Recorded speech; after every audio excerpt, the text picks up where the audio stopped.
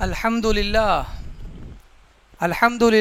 الذي وحده والصلاة والسلام على من لا نبي بعده وعلى آله وصحبه الموفين وعده أما بعد فأعوذ بالله من الشيطان الرجيم بسم الله الرحمن الرحيم وَيُؤْثِرُونَ عَلَىٰ أَنفُسِهِمْ وَلَوْ كَانَ بِهِمْ خَصَاصَةٌ صدق الله المولانا العظيم وصدق رسوله النبي الأمين الحنين العطوف الكريم۔ آئیے کچھ عرض و معروض سے پیشتر بارگاہ بیکس پناہ میں درود پاک کا نذرانہ پیش کریں اور پڑھیں باواز بلند۔ اللہم صلی علی سیدنا و مولانا محمد وعلی آل سیدنا و مولانا محمد بارک وسلم صلاة و سلاما علیک یا رسول اللہ صلی اللہ تعالی علیہ وسلم۔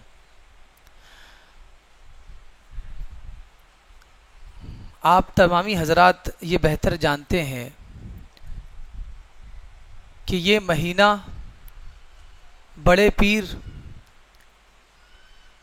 حضرت شیخ عبد القادر الجیلانی رضی اللہ تعالی عنہ کا ہے،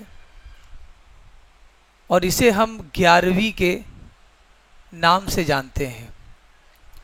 تو یہ 11ویں شریف اور حضور شیخ عبد القادر الجیلانی رضی اللہ تعالی عنہ کے بارے میں ہمیں کیا سننا چاہیے اور کیا جاننا چاہیے، آج کی یہ محفل انہی کے نام ہے۔ اور آپ کی زندگی بہت لمبی ہے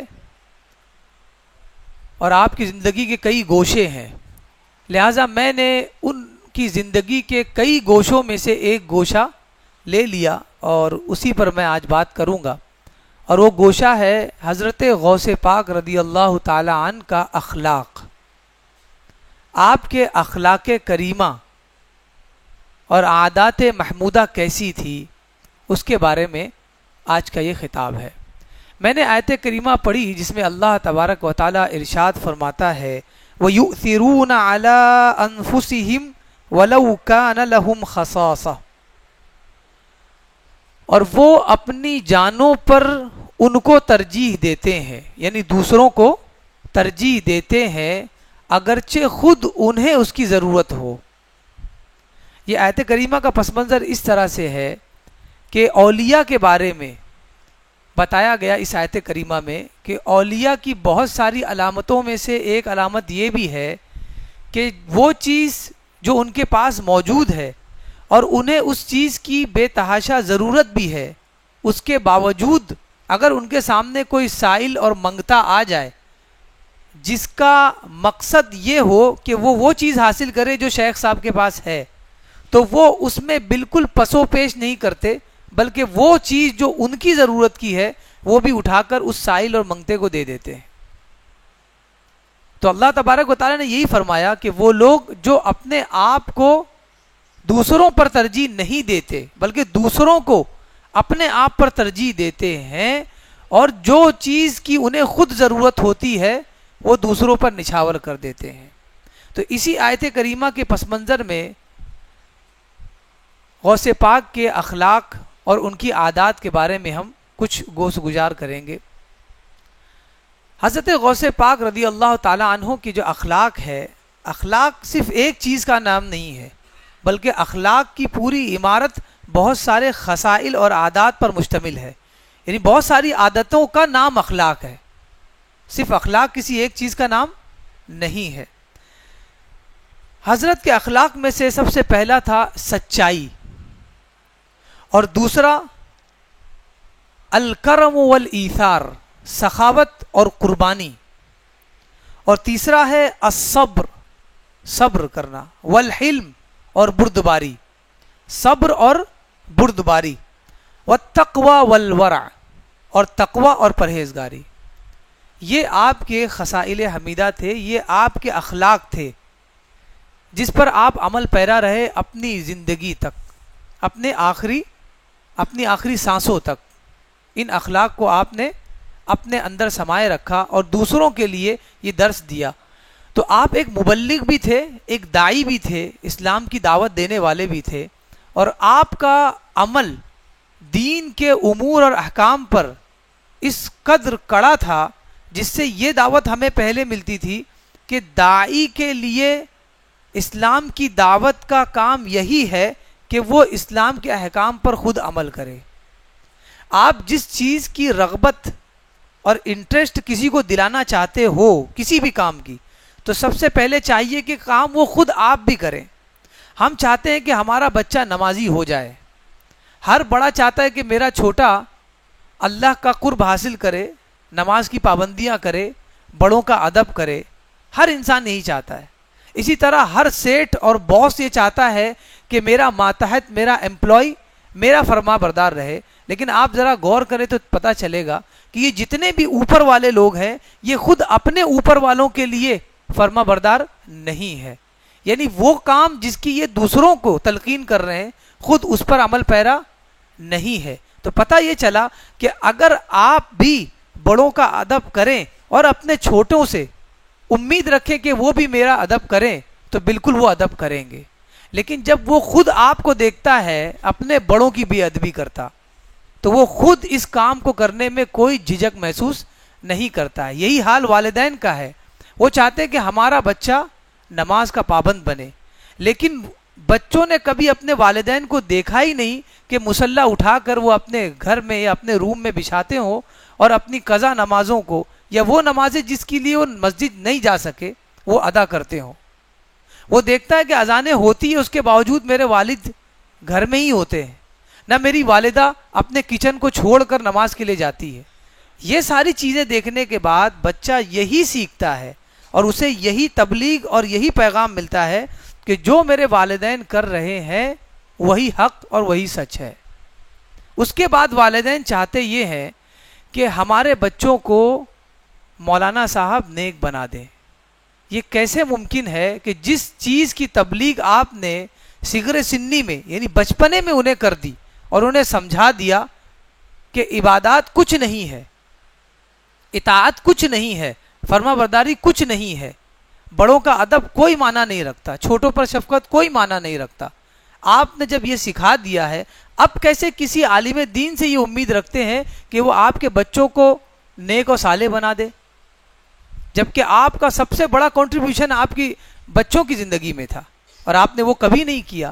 کتنے ایسے لوگ ہیں جو جمعہ پڑھنے آتے ہو یا اور دیگر نمازوں میں آتے ہو تو اپنے بچوں کو بھی لے کر آتے ہوں, جمعہ پڑھنے کے لیے خاصے کچھ لوگ لے کر آتے ہو لیکن اور نمازوں میں وہ نظر نہیں آتے. وجہ یہ ہے کہ وہ گھر سے دور رہتے ہوں گے, لیکن اگر گھر سے قریب ہے اور ممکن ہے تو کیوں نہیں اپنے بچوں کو گٹی میں اسلام پلایا. تو یہ ہماری کمی تھی اور ہم امید رکھتے ہیں کہ ہمارے بچے ایسے نہ بنے جیسے میں ہوں. بہت سارے لوگوں کو دیکھا وہ یہ ریکویسٹ کرتے ہیں ہم سے آگے کہ میں تو نمازی نہ بن سکا, بس میری تو یہی گزارش ہے کہ میرا بچہ نمازی بن جائے. تو سر آپ جو کام کو آپ نے نہیں کیا آپ کا بچہ کب کرے گا وہ؟ تو پتہ یہ چلا تبلیغ کا مطلب مائک پر کھڑے ہو کر احکام اسلام کو بتانا ہی نہیں ہے, بلکہ احکام اسلام کو اپنے عمل میں لانا اور احکام اسلام پر پابندی سے عمل کرنا, یہی تبلیغ ہے. کیونکہ دنیا وہی لیتی ہے جو دیکھتی ہے. سننے کے لیے لوگوں کے کان بہرے ہو جاتے ہیں, لیکن جب وہ دیکھتی ہے تو اس کی ایکٹنگ اور اس کی میمکری کرنے میں وہ بالکل پس و پیش نہیں کرتی. لیکن ہمیں یہ فلسفہ پتہ نہیں ہونے کی بنیاد پر ہم سارے اولیاء کی زندگی تو بیان کرتے ہیں لیکن ان کی زندگی پر عمل نہیں کر پاتے, اور جب عمل نہیں کرتے تو اس کا نتیجہ ہمیں نظر نہیں آتا ہے. تو قبل اس کے کہ غوث پاک رضی اللہ تعالیٰ عنہ کی زندگی اور ان کے اخلاق کے بارے میں بتاؤں, میں نے چاہا کہ یہ تمہید آپ کے سامنے رکھ دینا ضروری ہے, اور اس کی ضرورت مجھے بھی ہے اور آپ کو بھی ہے کہ ہم اخلاق نبویہ سے آراستہ ہو جائیں اور نبی پاک صلی اللہ علیہ وسلم کی جو عادات تھی اسے اپنی زندگی میں جگہ دیں تاکہ ہماری آنے والی نسلیں ہمیں دیکھ کر وہی سیکھیں. سب سے پہلا خلق آپ کا جو تھا وہ سچائی تھی. سچ بولنے میں آپ کبھی بھی پیچھے نہیں ہٹے, اور یہ عادت کس کی تھی؟ رسول اللہ صلی اللہ علیہ وسلم کی. یہ وہ بزرگان دین ہے جو نبی پاک صلی اللہ علیہ وسلم کی زندگی کو اپنے لیے مشعل راہ مانتے تھے اور اس پر عمل پیرا ہوتے تھے. سچائی آپ کا سب سے نمایاں شیوا اور عادات ہے حضرت غوث پاک کا. سچائی کا معاملہ یہ ہے کہ آپ خود فرماتے ہیں الصدق ہوا استواء السر والعلانیہ. آپ فرماتے ہیں سچائی جو ہے وہ باطن اور ظاہر کو برابر کر دیتی ہے.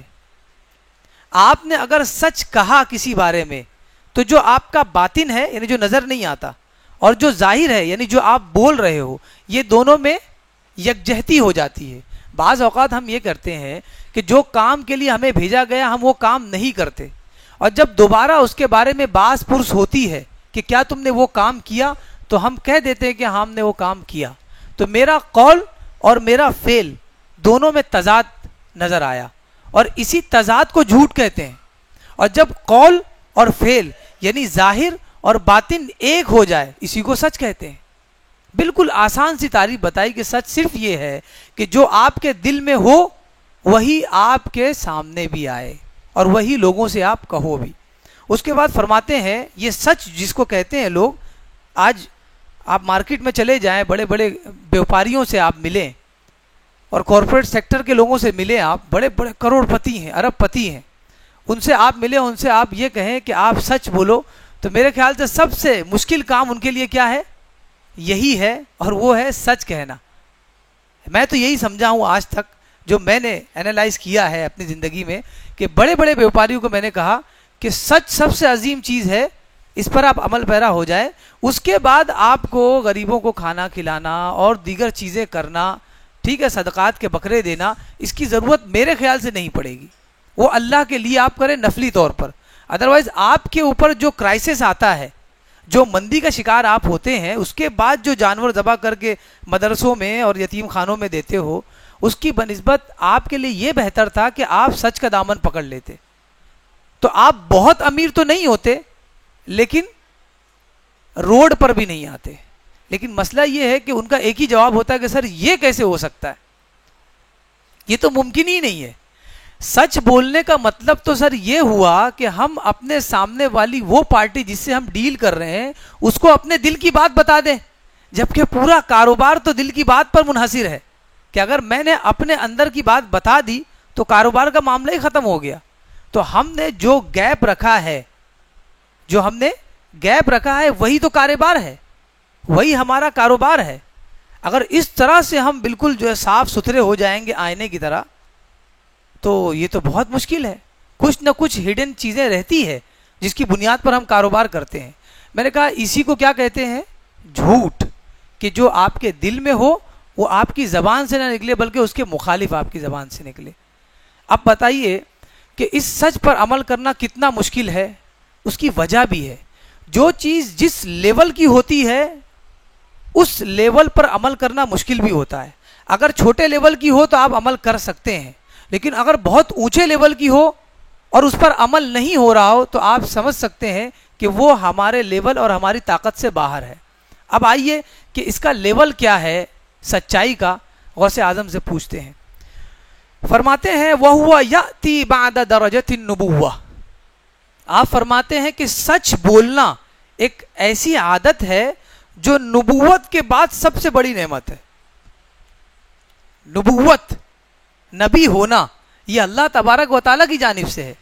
یہ جتنے بھی انبیاء ہیں یہ اللہ تبارک و تعالیٰ نے خود انہیں چنا ہے, اور یہ فرما رہے ہیں کہ نبوت کے بعد اگر کوئی اچھی عادت ہے اور اخلاق ہے تو وہ سچ بولنا ہے. اب آپ سوچیں, یعنی آپ اگر سچ بول رہے ہیں تو آٹومیٹکلی آپ اللہ تبارک و تعالیٰ کی بارگاہ میں نبیوں کے بعد آپ کا مقام آ جائے گا. یہ ہو گیا غوث اعظم رضی اللہ تعالیٰ عنہ کا اسٹیٹمنٹ. اب آئیے قرآن کی جانب کہ قرآن اس کی تصدیق کس طرح سے کرتا ہے. کیا یہ قرآن کے لیول پر صحیح ہے بات یا نہیں ہے؟ قرآن مجید میں اللہ تبارک و تعالیٰ فرماتا ہے فَأُولَئِكَ مَعَ الَّذِينَ أَنْعَمَ اللَّهُ عَلَيْهِمْ مِنَ النَّبِيِّينَ. تو وہ لوگ جن پر اللہ تبارک و تعالیٰ نے اپنا انعام فرمایا, جن پر اللہ نے اپنا انعام فرمایا, وہ کون ہے؟ من النبیین, سب سے پہلے کون ہے؟ انبیاء, نبی ہے. اس کے بعد والصدیقین, اور سچ بولنے والے صدیقین ہے، والشہداء والصالحین، اس کے بعد شہید ہے، اس کے بعد نیکوکار لوگ ہیں. یہ مرتبہ ہے سچوں کا.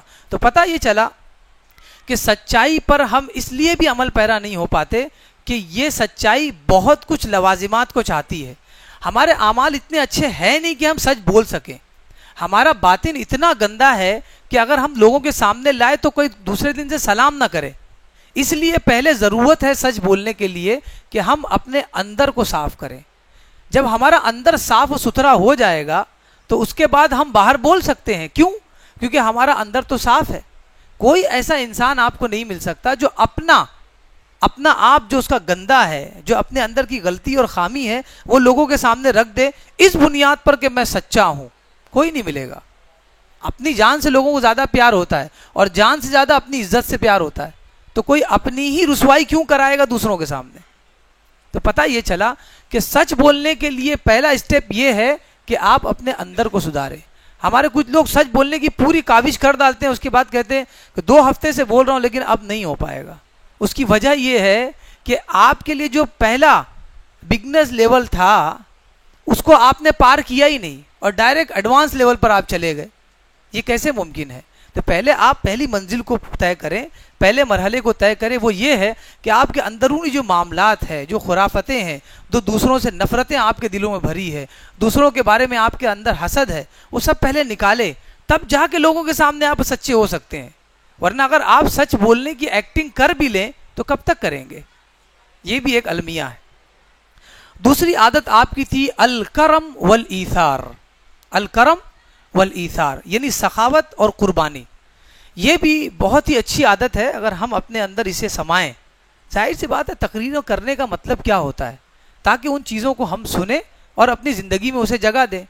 ورنہ تقریر بیان کرنے والے کے انداز کو کہتے ہیں تو پھر تو وہ آدمی زیادہ بہتر ہوتا جو مجھ سے اچھی تقریر کرتا، اور وہ اس سے بہتر ہوتا جو اس سے اچھی تقریر کرتا. تو انداز کا مطلب بیان نہیں ہے بلکہ معلومات کا مطلب بیان ہے. اور معلومات حاصل کرنے کے بعد اس پر معمولات ہونا چاہیے. یعنی جب علم حاصل ہو جائے تو اس کے بعد اس پر عمل ہونا چاہیے. سخاوت آپ کا بہت ہی اہم عنصر تھا حضرت غوث پاک کا. ایسے تو بہت سارے عناصر ہیں اخلاق کے، لیکن یہ عنصر آپ کے اندر نہایت پایا جاتا تھا. انتہا کا یہ عنصر آپ کے اندر پایا گیا. آپ فرماتے ہیں فتشت الاعمال كلها فما وجدت فيها افضل من اطعام الطعام. آپ فرماتے ہیں کہ میں نے سارے اعمال صالحہ کو چیک کر لیا، سارے نیک اعمالوں کو میں نے چیک کیا تو اس میں مجھے سب سے افضل عمل یہ ملا، اور وہ یہ تھا کہ بھوکے کو کھانا کھلانا. بھوکے کو کھانا کھلانا سب سے افضل عمل میں نے پایا. حضرت غوث پاک رضی اللہ تعالیٰ عنہ فرماتے ہیں. سوچیں آپ. اور اسی کے حوالے سے میں قرآن مجید کا ایک ریفرنس دوں. آیت کریمہ ابھی میرے ذہن میں نہیں ہے، جس میں اللہ تبارک و تعالیٰ ارشاد فرماتا ہے ان لوگوں کے بارے میں، 2 لوگوں کے بارے میں. ایک وہ ہے جس نے اللہ کی نافرمانی کی تو اللہ نے حکم دے دیا کہ اسے جہنم کی طرف لے جایا جائے، اور جس نے فرما برداری کی اس کے نامہ اعمال اس کے ہاتھ میں دیے گئے تو اس سے کہا گیا کہ اسے جنت کے لیے لے جائے. تو جس کو جہنم کی طرف لے جایا جا رہا تھا، تو جب یہ ڈکلیئر ہو گیا کہ وہ جہنمی ہے تو اس کے بعد اس کے سامنے بتایا گیا کہ تم نے کس گناہ کا ارتکاب کیا جس کی بنیاد پر آپ کو جہنم میں لے جایا جا رہا ہے. تو اس کے بعد فرمایا انہ لا یؤمن باللہ العظیم، کہ یہ شخص اللہ تبارک و تعالیٰ پر، عظیم خدا پر ایمان نہیں لاتا تھا. ایمان نہ لانا، اس کے بعد کوئی وجہ باقی رہ جاتی ہے جہنم میں جانے کے لیے. اگر آپ مومن نہیں ہیں تو جہنم آپ کی قسمت ہے. اب اس کے بعد تو کوئی دفعات تو باقی نہیں رہ گئی، کوئی اور قلم تو ہے ہی نہیں کہ آپ سنایا جائے کہ یہ شرابی تھا، یہ کبابی تھا، یہ فحاشی کرتا تھا. اگر ایمان والا نہیں ہے اتنا کافی ہے کہ وہ جہنم میں جا سکتا ہے. اس کے باوجود اللہ تبارک و تعالیٰ آگے فرماتا ہے انہ لا یؤمن باللہ العظیم، کہ وہ اللہ پر ایمان نہیں لاتا تھا، ولا یحض علی طعام المسکین، اور مسکینوں کو کھانا کھلانے پر لوگوں کو ابھارتا نہیں تھا. سوچنے والی بات ہے. جب وہ ایمان نہیں لاتا تھا تو اتنا کافی ہے ایویڈنس کہ وہ جہنم میں جائے. اس کے بعد یہ کیوں کہا کہ ساتھ ہی ساتھ یہ مسکینوں کو اور غریبوں کو کھانا کھلانے پہ لوگوں کو ابھارتا نہیں تھا, کھلاتا نہیں تھا, بلکہ لوگوں کو یہ ترغیب دلانا. بس یہ اگر ترغیب آپ نے دلا دی کہ بھوکوں کو کھانا کھلائیں, آپ فریضے سے ادا ہو گئے. اس کو اس لیے بھی سزا مل رہی تھی کیونکہ وہ لوگوں کو یہ نہیں بتاتا تھا کہ غریبوں کو کھانا کھلانا چاہیے. دو عمل ہے, ایک کھانا کھلانا اور ایک دوسروں کو ترغیب دلانا. اللہ نے فرمایا کہ ایمان تو رکھتا نہیں تھا, اس کے بعد وہ مسکینوں کو کھانا نہیں کھلاتا تھا. آپ سوچیں, غریبوں کو کھانا نہیں کھلاتا تھا, حالانکہ کوئی وجہ ہی نہیں ہے, ایمان نہ لایا, باقی بات ختم ہو گئی. لیکن کچھ ایسے لوگ ہوتے ہیں جو ایمان والے نہیں ہوتے, لیکن ان کی عادات ایسی ہوتی ہے جو بالکل ایمان والوں کی طرح ہوتی ہے. تب اللہ تبارک و تعالیٰ دنیا میں ہی انہیں کچھ ہدایت دے دیتا ہے جس کی بنیاد پر وہ ایمان کے دائرے میں آ جاتے ہیں. لیکن کچھ ایسے نامراد اور محروم ہوتے ہیں کہ وہ ایمان پر ہوتے بھی نہیں ہیں اور ساتھ ہی ساتھ ان کے اندر اچھی خصلتیں بھی نہیں ہوتی. تو ڈرنا چاہیے ان ایمان والوں کو جو ایمان والے تو کہلاتے ہیں لیکن ایمان کے تقاضوں پر کھرا نہیں اترتے, ان کو ڈرنا چاہیے. اس کے بعد آپ فرماتے ہیں اود لو ان الدنیا بیدی فاطعمها الجیاع. آپ فرماتے ہیں میری تو ایک ہی خواہش ہے, اگر پوری دنیا میرے ہاتھوں میں آ جائے, یعنی اگر میں پوری دنیا کا مالک ہو جاؤں تو میں وہ ساری دنیا کی چیزیں بھوکوں کو کھلا دوں گا. یہ غوث پاک کا حکم ہے. یہی وجہ ہے کہ آپ 11ویں میں پائیں گے غوث اعظم کے ماننے والوں کو کہ وہ لوگوں کو زیادہ سے زیادہ کھانا کھلاتے ہیں. یعنی اب یہ کانسیپٹ برابر ہو گیا کہ کیوں ہم لوگ نظر و نیاز کرتے ہیں. اس کی وجہ صرف یہی ہوتی ہے کہ یہ 11ویں کے مہینے میں آپ دیکھیں تو کئی ایسے گھر ہوں گے غربا کے جن کے گھر میں چولہا جلانے کی نوبت نہیں آتی ہوگی. وجہ یہ ہے کہ جو غلامان غوث اعظم ہے وہ ان کی ان چیزوں کو اپنے ذہن میں بھی رکھتے ہیں اور اپنے عمل میں بھی لاتے ہیں.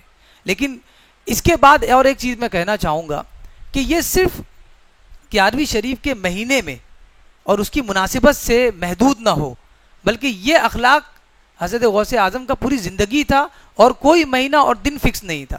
لہٰذا ان عادتوں کو اپنے اندر شامل کر لے اور دنوں میں بھی اگر کوئی نظر آئے تو ضرور اس کو کھلائیں. اور یہ الحمدللہ اہل سنت والجماعت کا سب سے عظیم شیوا ہے کہ وہ غریبوں کو ڈھونڈ ڈھونڈ کر ان کے منہ میں دانہ ڈالتی ہے نظر و نیاز کے نام پر. اس کے بعد آپ فرماتے ہیں لو جاءنی 1000 دینار لم ابیتھا. آپ فرماتے ہیں اگر میرے پاس 1000 دینار جمع ہو جائے تو میں ایک رات بھی اس کے ساتھ نہیں گزاروں گا. یعنی ایک رات بھی اس دینار کے ساتھ گزرنے نہیں دوں گا, ایک رات سے پہلے ہی اسے خرچ کر دوں گا اللہ کے بارگاہ. یہ اللہ کے ولی ہے.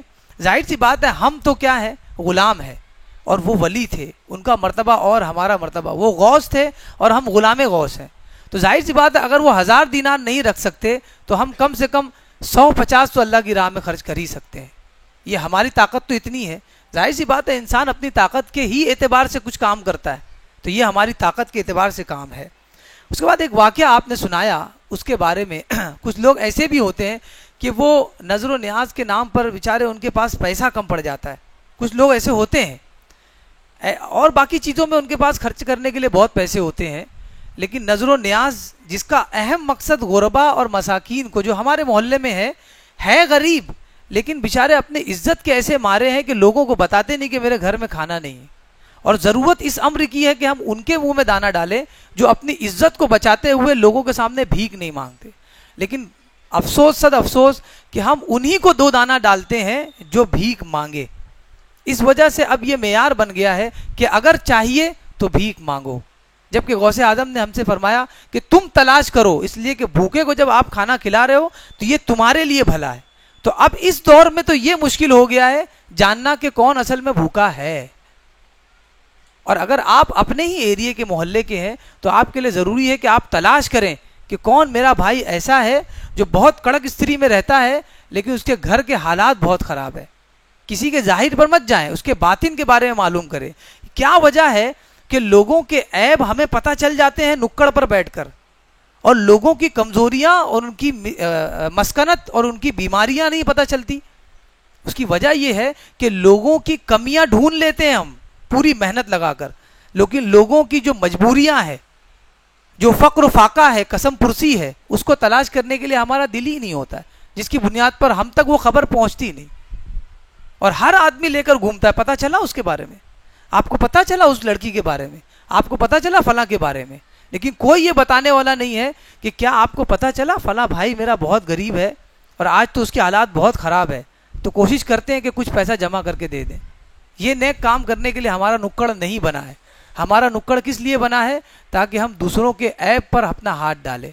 تو بہرحال کہنے کا مقصد یہ ہے، سخاوت غوث اعظم کا عظیم اور اہم شیوا تھا، اور اس کے بارے میں ایک واقعہ بتایا، اس کے بارے میں فرمایا کہ حضرت عیسیٰ علیہ السلام نے شیطان ابلیس سے کہا کہ تمہارے نزدیک لوگوں میں سب سے زیادہ محبوب کون ہے؟ بہت غور سے سننے والی بات ہے، تمہارے نزدیک لوگوں میں سب سے زیادہ پسندیدہ کون ہے؟ اس نے کہا سب سے زیادہ پسندیدہ میرے نزدیک وہ ہے، اس کے بارے میں فرمایا المؤمن البخیل، وہ مومن جو بخیل ہو ایمان والا لیکن اس کے جیب میں ہاتھ نہ جاتا ہو۔ لیکن ایک یاد رکھے، بخل سے مطلب صرف پیسہ نہیں ہے، ورنہ وہ ایمان والا جس کے پاس پیسہ ہی صرف ضرورت کا ہے تو اب وہ کیا کرے؟ جو بہت کم جس کی ارننگ ہے، جو اپنے خرچ کے اعتبار سے اللہ تبارک و تعالیٰ اس کو رزق دیتا ہے، تو کیا اب وہ بخیل ہو گیا؟ یاد رکھے، دامے درمے سخنے اور قدمے، آپ سخاوت صرف اپنے پیسوں سے نہیں، آپ اپنی مسکراہٹ سے بھی کر سکتے ہیں، آپ کسی کا دل جیت سکتے ہیں، کسی کو سکون دے سکتے ہیں، کسی کی تکلیف کے بارے میں اگر آپ کو پتہ چل گیا تو 2 لمحہ اس کے پاس بیٹھ کر اس کے غم کو آدھا کر سکتے ہیں، اس کے غم کو آپ بانٹ سکتے ہیں، یہ بھی سخاوت ہے۔ سخاوت صرف پیسوں سے نہیں ہوتی ہے، اسی لیے آج ہمارے مومن نہیں رہ گئے لیکن سخی ہو گئے، مومن نہیں ہے اور سخی ہے، اور چاہیے کون اس کو؟ جو ایمان والا ہو اور بخیل ہو۔ اسی لیے ہم بخل کو چھوڑ کر سخی بننے چاہتے ہیں، اور جیسے ہی سخی بنتے ہیں یہاں ایمان چلا جاتا ہے، اس لیے اس چیزوں کا خیال ضرور رکھنا چاہیے۔ کہا وہ مومن جو بخیل ہو مجھے بہت پیارا ہے، اور کہا کہ پھر تم کو سب سے ناپسندیدہ کون ہے؟ کہا کہ وہ منافق، وہ فاسق و فاجر جو سخی ہو، یعنی فاسق و فاجر ہے، نمازوں کی پابندی نہیں ہے، دیگر اعمال صالحہ میں پیش قدمی نہیں کرتا ہے، اس کے باوجود وہ سخی ہے، وہ ضرورت مندوں کو دیتا ہے، بولے وہ اس سے مجھ سے بہت ڈر لگتا ہے۔ تو آپ نے پوچھا بھائی وجہ بھی بتا دو کہ وجہ کیا ہے، تب اس نے بتائی، یہ انبیاء کا کام ہے کہ ہم تک یہ بتاتے ہیں کہ ابلیس کا کام کیا ہوتا ہے۔ اس نے وجہ بتائی کہ میں تو چاہتا ہوں بخیل سے کہ بخیل جب بخل کرتا ہے، بخالت سے کام لیتا ہے، تو اس کا بخل ہی اس کو معصیت میں ڈال دیتا ہے، یعنی اس بخل کی بنیاد پر وہ گناہ کر جاتا ہے۔ اور جو سخی ہوتا ہے، سخی کا مسئلہ یہ ہوتا ہے کہ اگرچہ وہ فاسق و فاجر ہو، لیکن اگر اس نے سخاوت سے کام کیا تو اللہ تبارک و تعالیٰ اس کے سارے گناہ معاف کر دیتا ہے۔ اور میرا تو کام ہی ہے لوگوں کے گناہوں کو بڑھانا، اور وہ کام سے میں پیچھے رہ جاتا ہوں، اس لیے مجھے ان سے ڈر لگتا ہے۔ ایک آخری بات صبر کے بارے میں کہ آپ کا صبر کیسا تھا، اور آپ یاد رکھیں یہ جو گولی ہے صبر کی، ہم میں سے ہر ایک کو اس کی ضرورت ہے۔ آج جو ہمارے لوگ پاگل ہو رہے ہیں اور جو اپنے اخلاق سے ہاتھ دھو بیٹھ رہے ہیں، اپنے گھروں کو چھوڑ رہے ہیں، اپنے بھائیوں کے اور بہنوں کے اور ماں باپ کے حقوق نہیں ادا کر پا رہے ہیں، اس کی سب سے بڑی وجہ یہ ہے کہ وہ صبر نہیں کر پا رہے ہیں۔ آنے والی ہر مشکل کا مقابلہ کرنے کے لیے وہ ڈٹ جاتے ہیں، اور اس کا مقابلہ صرف ایک ہی ہے، اور وہ یہ ہے کہ آپ صبر کریں، لیکن ہم سے وہ صبر نہیں ہو پاتا۔ آگے بتایا انہوں نے، معنی صبر انک لا تشکو الی احد ولا تتعلق بہ سبب فمن اراد العلم فعلیہ بالصبر۔ آپ نے فرمایا صبر کا مطلب یہ ہے کہ آپ کسی سے بھی اپنی تکلیف کی شکایت نہ کرو، صرف شکایت کرو تو کس سے؟ جس نے صبر کا الہام تمہارے اندر ڈال دیا ہے، اس سے شکایت کرو۔ اس کے بعد فرمایا کہ جس نے علم حاصل کرنے کا ارادہ کیا اس پر بھی ضروری ہے کہ وہ صبر کرے۔ کتنے ایسے ہیں جو ہمارے کالج یونیورسٹی میں پڑھتے ہیں، ان کو فیس دینے کے لیے ان کی جیب میں پیسہ نہیں ہے، ان کے لیے چاہیے کہ صبر کریں، تعلیم کو نہ چھوڑیں، ڈراپ آؤٹ نہ کریں، بلکہ ہمیشہ یہ سوچیں کہ اللہ تبارک والا میرا مددگار ہے، 2 قدم میں آج چل لوں گا۔ اور میں یہ کہتا ہوں کہ اگر آپ نے زندگی میں صبر نہیں کیا تو اپنی آنے والی اولاد کو کیا بتاؤ گے کہ میں اسکول جاتا تھا مرسڈیز سے، میں کالج جاتا تھا آڈی سے، ان گاڑیوں سے میں جاتا تھا۔ یہ جب عیاشی دیکھے گا تو بیٹا بھی آپ پر تھو تھو کرے گا۔ تو کچھ زندگی میں ایسے بھی ایفرٹ کر جائیں کہ ہم آنے والی نسلوں کو بتا سکے کہ کتنی مشکلات کے بعد میں یہاں پہنچا ہوں. کچھ تو ہماری زندگی میں ایسی مشکلات بھی ہوں, یہ بھی عقل کے خلاف نہیں ہے. اور فرمایا کہ جو بھی اپنے مقصد کی انتہا کو چاہتا ہے, یعنی اپنے مقصد تک پہنچنا چاہتا ہے, تو بتایا کہ الصبر حتی النہایہ, تو اپنی منزل تک پہنچنے تک اسے صبر کرنا ہے. اپنی منزل تک کوئی بھی فیلڈ کا انسان ہو, اگر وہ اپنی فیلڈ میں انتہا کو اور چوٹی کو پہنچنا چاہتا ہے تو آخر تک اسے صبر کرنا ہے مصیبتوں پر. اس کے بعد فرمایا والغایۃ ہی اللہ, اور اپنا مقصد ایک ہی ہونا چاہیے اور وہ اللہ. سارا مقصد ہمارا کیا ہونا چاہیے؟ اللہ. ورضا, اور اللہ کی رضا. جب بھی کوئی تکلیف آئے تو یہ سمجھ لو کہ کیا اللہ تبارک و تعالیٰ کے سرویلنس میں نہیں ہیں ہم لوگ؟ اس وقت جو میرے حالات ہے کیا اللہ نہیں دیکھ رہا ہے؟ اگر دیکھ رہا ہے اور وہ اس پہ راضی بھی ہے تو میں بھی اس پر راضی ہوں. جب یہ جملہ تمہاری زبان سے ہماری زبان سے نکلے گا, اللہ تبارک و تعالیٰ خوش ہو جائے گا اور وہ تکلیف سے ہمیں آزاد کر دے گا. اس چیز کی رغبت بہت ضروری ہے. اور بتایا کہ نہایت اور انتہا اللہ کے علاوہ کچھ نہیں ہے, لہٰذا بلا پر اور مصیبت پر صبر کرنا یہ ہمارے اولیاء اکرام کا خاصہ تھا. غوث اعظم فرماتے ہیں آخر میں لا بد من الاختبار والابتلاء ولا سیما للمدعین. فرماتے ہیں کہ وہ لوگ جو ولایت کا دعویٰ کرتے ہیں, جو ولایت کا اور بابا ہونے کا دعویٰ کرتے ہیں, ہمارے ہاں تو بہت دعوے دار ہو گئے ہیں, تو ان کی علامت میں آپ کو بتا دوں, میں نہیں, غوث اعظم فرما رہے ہیں کہ جو لوگ دعویٰ کرتے ہیں ولایت کا, ان کے لیے امتحان کا ہونا اور ٹیسٹ کا ہونا بھی ضروری ہے.